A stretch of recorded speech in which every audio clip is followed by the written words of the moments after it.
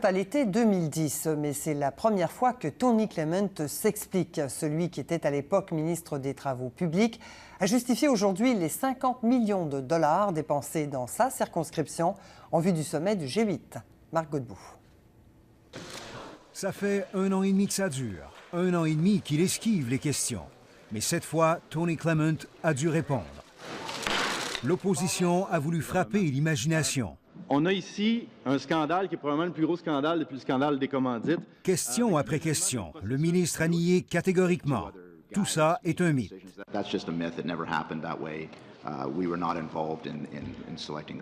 50 millions de dollars pour 32 projets dans le comté du ministre, comme la construction d'un trottoir et d'un parc à une centaine de kilomètres de l'endroit où se déroulait le sommet.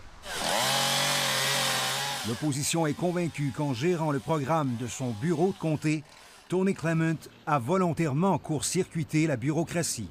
Je suis très préoccupé par l'absence de documents au gouvernement fédéral.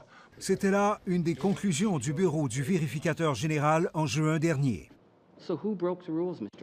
Tony Clement admet 2 choses. Tous les projets auraient dû être soumis aux fonctionnaires et les documents étaient insuffisants. The paperwork for this was not perfect. It should have been better, and I take my share of the responsibility for that.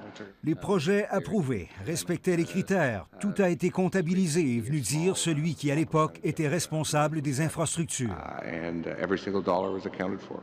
Comment on peut expliquer qu'on nous a promis un centre des médias à Huntsville, que finalement c'est une patinoire de taille olympique qui a coûté près de 20 millions de dollars? Un paradoxe dans cette affaire. Celui que l'opposition dépeint comme un gaspilleur irresponsable est maintenant président du Conseil du Trésor.